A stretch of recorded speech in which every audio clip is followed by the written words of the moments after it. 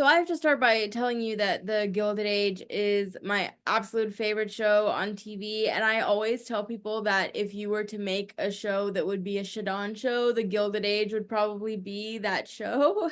So I wanted to sort of start by asking you about your relationship to these sort of lush period pieces and how you came to The Gilded Age in particular.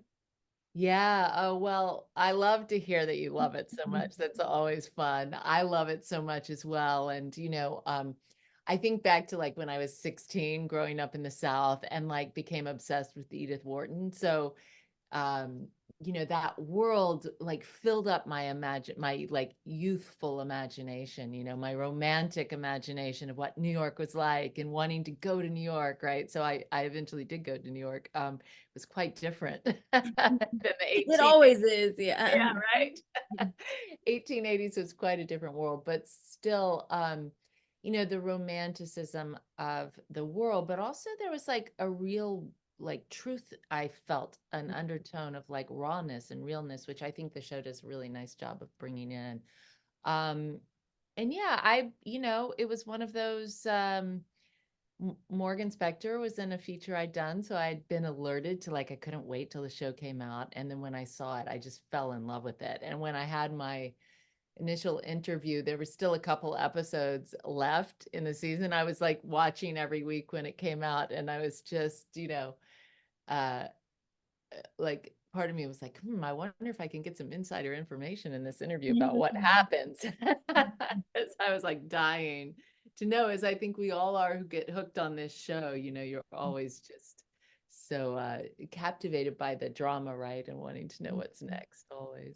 So what was it like coming into sort of this well-established engine? And how do you think you were able to maybe put your stamp on your episodes?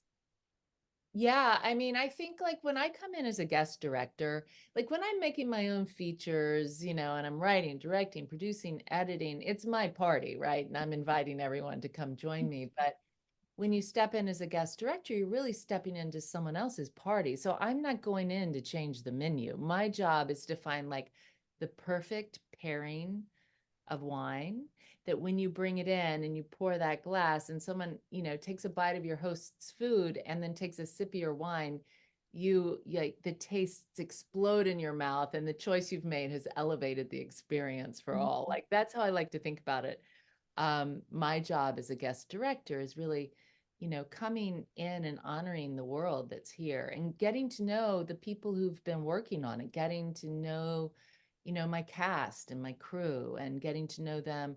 Not just, I like to learn about how they like to work. I like to look at their previous works, Mm.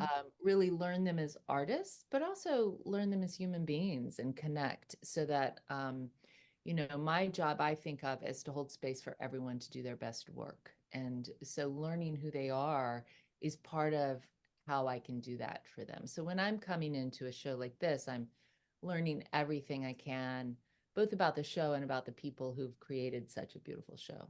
Mm-hmm. And so, season two and your episodes really do expand the world of the Gilded Age. I mean, we meet the Duke, there's Newport, we see that stunning sort of tour of the Met. How did you sort of establish that visual language or these new elements? Well, the new elements are brought in really usually ahead of Mm. my arrival, right? So I get to, scout locations and take a look at the options. And we have an amazing, locations manager. Lori brought me around to show me these exquisite locations. But, when you step into a space, like the spaces we're using in the Gilded Age that are actual historical buildings, they become a character that you're playing with. And so it's more about um, seeing what's there and how I can feature what's there with my camera and how I move my actors in the space rather than trying to create what's there. It's really handed to me by the era itself and our incredible production designer Bob Shaw. And so I'm just making choices about how I can reveal this incredible world to the audience, rather than, um, you know, like for example, the tennis casino, right? We go into that space, and I went to look at it, and I step into that space that was actually the tennis casino that was used in the period, right? And these matches, this famous match was played in. So when I step into that space, it calls to me to think in a 360, like, how can I use this space like this? And that's how I'm going to relate to what's offered to me. Yeah. I mean, let's talk about building the tension, because that's something that I find so fascinating about the Gilded Ages. There are big moments that have, real world implications, Peggy, everything that's going on. But like then you have these sort of frothy, is the Duke gonna show up or not, or Right. sort of, I don't know, gossipy elements. So how do you build tension for both those things? How did you find sort of that you were, I don't know, able to elaborate on that and bring that forward? Yeah, I think, and this sort of goes back to the question of what did I bring, how could I bring myself to it? And what really interests me is like what happens behind closed doors, because outside, especially for the women, there are a lot of restrictions on what you express. But I can't believe that in any age, a woman behind a closed door in a fight with her daughter isn't going to express the truth of that. And I don't think that truth changes over time. The same for George's experience, with the unions. I think that all of these things, there's the humanity that I'm looking for, that I can bring out. And with, I think, the men, you can bring it out in public a little more. With the women, you can bring it out behind closed doors. So the difference is really in, you know, etiquette, but the humanity under it remains the same, I think, throughout time. It's interesting, and you touched on this a little bit, but there are sort of what I think the Gilded Age does so well is that balance between more intimate moments and then these sort of big grandeur over the top things. So I always think about the proposal between Ada and the Reverend, because it's so tender, and I think it represents so much like regret or missed opportunities in the past, but also this like hopefulness of what could be. And then, you have that scene in episode 4 when Berta goes to the tour of the men, and it's just this gorgeous sort of over the top lush. So how did you sort of balance, or how do you sort of approach that intimacy of something so tender, and then also as a director have to do the complete opposite of that? Yeah, well, both are fun, right? Both are part of the job. Like for the Met, going into the space, we used actually two different spaces. It's very complex how we create period, pieces, but even going into the space and seeing the levels and how could I bring a crane in and get that first opening moment, and how can I come onto the stage and create, through the, historical lights on the stage, like, using the space is really important, I think, in terms of thinking about creating the grandeur of the world. And, as a director, it's a pleasure to get to know that my audience wants to see the full-length dresses and the size of the space, because then I can plan these really fun shots where I get to show that world. And then again, it's like these are human beings. And so to sit down and have that scene with Ada and Luke, it's I think that's like one of my favorite scenes of the whole thing. I'm so moved by it. And as you so perfectly articulated, the regret and the hope coming together in that moment. But for me to be able to hold space for those two performances is everything. Like that, the way those two actors gave their hearts in Mhm. that scene was so beautiful to me, and it was all about the performance. So I just have to sort of step back and let them do their thing. It's just that's my job sometimes, and many times when you have a cast like this, is just don't get in the way of the exquisite work they're doing. And I just love that scene so much. I cried when they were shooting it, and I cry when I watch it. It's just so moving to me, and it's really a testament, I think, to the depth of their performances in that moment is so beautiful. I was playing a game of 20 questions literally last night, and somebody asked me, what TV show do you wish you could be transported to? And I said the Gilded Age, because I really want to go to a Julian Fellows like grand dinner party. Uh-huh. We had one of those in episode 4. I mean, what is it like to direct sort of those big sequences with so many characters, and like the stakes are not very high, but they're high. You know what I mean? Right. Right. Absolutely. Well, it's a grand like event to create that grand event, right? Like I have to say the team that I rely on is so amazing. You know, they like Bob Shaw was determined to create like in the middle of that table an English garden. You know, it was incredible all the details that go into it, and those details are really, you know, watched out for from all the professionals around me doing their job, right? I mean, in pre-production, I take etiquette classes and I learn these things, but you know, I'm from the South. I'm a dumb American. I don't know this stuff. You know, it's like, oh my gosh. And then you're on set, and it's very important to Julian, the details, right?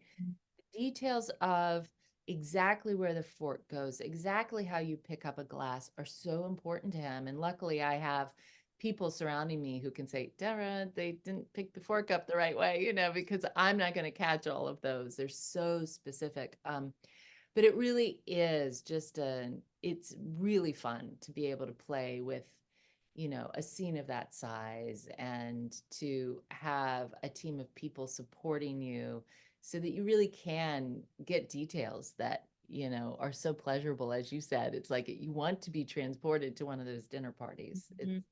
It's really fun. Um, I mean, you mentioned the performances and top to bottom, this cast is just incredible. But I have to ask you about like being in the room with Carrie Coon when she's sort of destroying somebody and like ripping into them with this delicious dialogue. I mean, what is that like, and how do you sort of, as you mentioned, sort of stepping back and letting them do their craft, but as a director, I mean, what conversations are you having beforehand, afterward?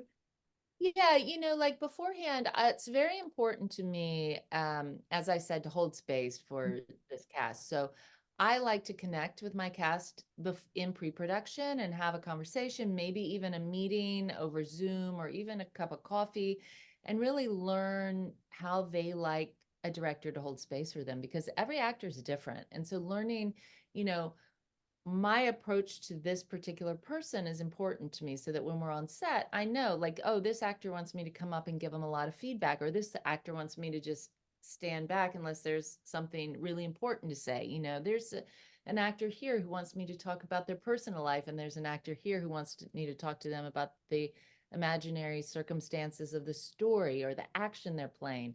So really learning the language that each actor would like to be communicated in, I think is really helpful. And it also builds trust from the beginning. And I think that's my job too, is to really, you know, make a safe space for my cast and, you know, hold a container where they can reveal themselves, right? So, you know, for each actor, it's slightly different. I think part of my job, you know, is to really be keep an eye on the arc, the character's arc, and where they are at that point in the arc, so that I can just, you know, guide slightly if I need to. I think this scene needs a little more, you know, underbelly in it, or I think this scene needs you to go after her a little more, you know, and I'm just keeping an eye on the color in a way, the note that's being hit.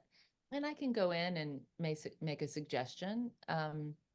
You know, and let them run with it. And if I need to make another suggestion, I will. But like you said, like with this cast, it's just a pleasure to watch them do their work. I need to know the whole story, and then they can do their piece of work within that story. But you know, watching someone like Carrie work, it's just delicious. Like you said, like I'm watching the monitor. Most of the time, I'm trying to stop myself from making a sound, you know, either like laughing out loud or gasping or, you know, I mean, there was that beautiful scene where she and George Russell make up, you know, and they step back together. And it was just such a beautiful moment to me that I felt like, oh, I know what that moment is in life. And, you know, we played with it a couple different ways. And she and I think, agreed on how far we could push into, you know, you don't see Bertha wounded that often, right? Or she doesn't let you see it that often. And so to see it in that moment, that tenderness felt really special. And it was, you know, something we talked about and that, you know, we agreed to lean into. And so, you know, I'm just keeping an eye on them and making sure, you know, they need to know someone's watching and I'm watching. Uh, but most of the time what I'm watching is brilliance and I have not much to say. I've gotten to ask you about a few of my favorite moments. Are there moments that stand out to you, or just you look back on particularly fondly from your two episodes? Yeah, I mean those two we just mentioned, those tender moments. I also loved like when so as a guest director, I also didn't see my scripts until I'm hired. So I get the scripts and I read them. And when I read both of my episodes, the endings of both those episodes, I was just like, oh my gosh, I get to do that. That's insane. And so the reveal of Winterton at the end of episode 2 was so much fun. I couldn't believe I got to do that, you know? And then playing with that ending of 4, where Winterton runs up the stairs and is screaming, "It's my Duke," you know, it was like, do we dare lean in that far to it? And we did dare, and it was so much fun. And so, you know, juxtaposed to those really tender, intimate, vulnerable moments are those really just over the top, fun, juicy thing that I think people really love about the show. Mhm. What I've really enjoyed listening to in our conversation is sort of how you view your role as a director, and where you see sort of your place on set. And I'm curious how maybe your experience on the Gilded Age might inform what comes next, or maybe if you've learned some new insights in doing this sort of lush period drama that you might be able to apply to something smaller or something completely in a different genre. Yeah, absolutely. I think, you know, to divide those two thoughts, I think in a different genre, for me, it's like it's always about the humanity, right? And so it doesn't matter if you're putting those human needs, those human longings, those obstacles, you know, in the 1800s New York, or, you know, outer space, you know, or futuristic, you know, post-apocalypse, you know, all those things. For me, it all goes back to the human heart, the human longing, the human relationships. Um, so that feels like the through line for me always. I think that what was so fun about this show was getting to work with this size of a budget, right? Like, because of that, like I've done indie features where, you know, my budget for a whole film is like the toilet paper budget on this. Do you know what I mean? So there's a way in which I got so much closer to what's in my imagination on this show than, say, one of my indie features, even though the indie feature is fully my voice and what I want to say. My imagination was able to be met with the resources on this show in a way that was so expansive for me. And I feel like even if I go back now, or when I go back now to an indie feature, there's an understanding of the expansiveness when you have these kinds of tools and this kind of team that I think opened up something. There's something about my imagination getting closer, you know, to what's on the screen that I think will absolutely inform when I move forward choices I make. I understand now how to get these things, and I think I can reverse engineer them perhaps, and be able to apply them even with smaller budget. So, but it's a lot of fun to have a 35-foot crane every single day. And if I A want a bigger 50, playground, a bigger yeah, sand. exactly. If I want a 50, I just have to ask for it. That's Uh, fun. HBO has spoiled you, and they've spoiled all of us, that's for sure. For sure, I'm spoiled. As I let you go, is there anything that we haven't talked about that you just that wanted to touch on, mention? I wanted to make sure you have the final word. Oh, you're so sweet. No, I'm excited. I'm so grateful to be stepping back into season 3. You are? And I am. I'm Oh, starting so excited. tomorrow. So this is Wow. lovely to be talking to you today. Yeah, so I'm doing a few episodes of season 3, and I'm just so grateful to get to work with these, you know, incredible artists, all of them from Julian to the cast and crew. It's just such a gift, and I'm so grateful to get to do it again. Okay, I have to cheat and ask you if you're able to tell me anything. Nothing. Are you kidding me? I don't want to get fired. Are the hats equally spectacular, more spectacular? Oh, You'll be able to tell me tomorrow, I guess. You're not. well, you know what? I've already seen some peaks of things, and it's extraordinary. Like the hats, you'll be very happy with all of the hats. I can Okay, promise you good. that. And like you won't, yeah, everything, You know, that's the thing you have to do on a show like this is you have to up yourself every season, right? You got Mhm. to go even higher. And they do Yeah. it. I don't know how they do it, but this team of artists, they do it every time. So I think you'll be pleased. Amazing. This just means you have to come back and talk to me at the end of next season too. I will, I promise. Have a good one. Thank you so much for your time. This was Oh, such a thank joy. you so much. Such a pleasure to talk to you.